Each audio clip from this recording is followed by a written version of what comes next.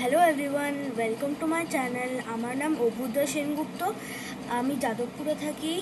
I study in class 5 and in BD Memorial School. আজকে আমি এই বইটার থেকে একটা গল্প পড়ে শোনাবো।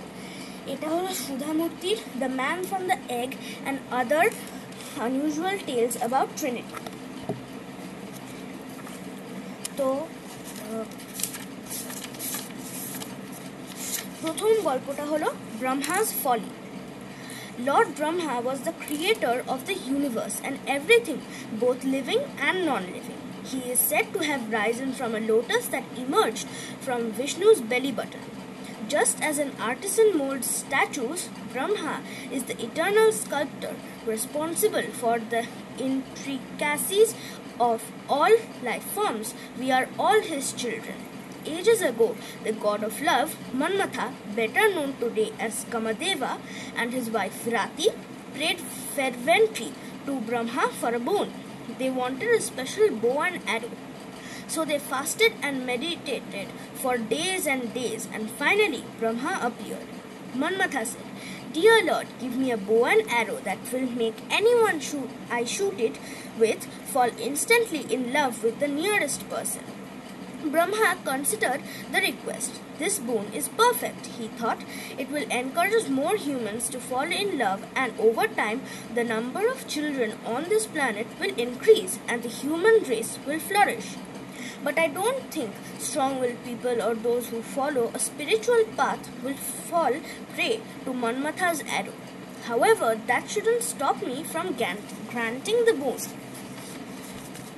Brahma raised his right hand. So be it. A bow of sugarcane and an arrow of flowers appeared in front of the delighted Manmatha. He took possession of it and thanked the god with all his heart before going on his way. Soon, Manmatha wanted to test the bow and arrow. Without thinking too much, he shot the arrow at Brahma himself. At that time, Brahma was in the process of creating a beautiful maiden. She was named Shatarupa, a woman with 100 beautiful forms. Her beauty was nothing like the world had ever seen. As soon as Brahma finished breathing life into her, the magic of Manmatha's arrow started to take effect. The Lord began gazing at Shatarupa so intensely that it scared her. She hadn't expected her creator to behave in such a manner, so she stepped away from him, turning to his right. Brahma couldn't look away. His eyes followed her. To his surprise, a second head sprang up on his right.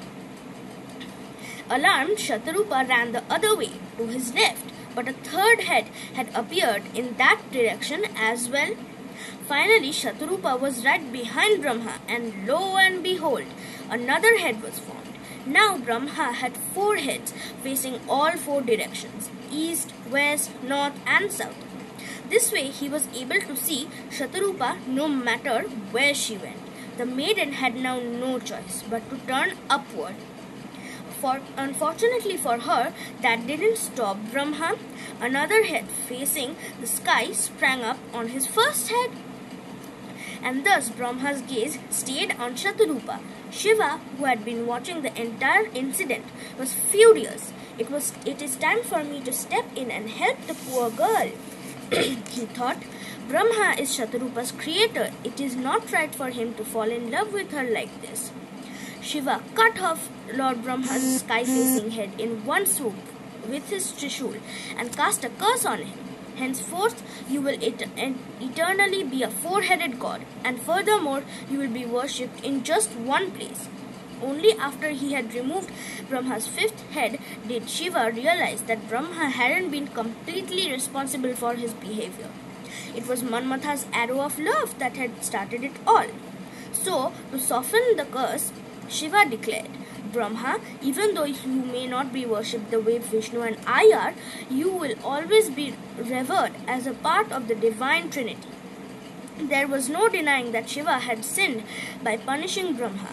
As a consequence, he became a wandering ascetic and made his way to Brahma Kapala, better known today as Badrinath in Uttarakhand.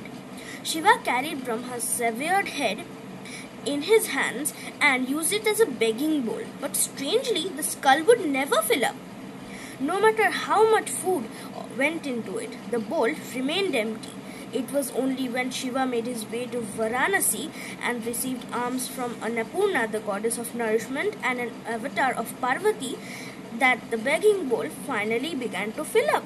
It is believed that Brahma's fifth head has remained with Shiva ever since. The place where this incident is said to have taken place is in Pushkar, Rajasthan.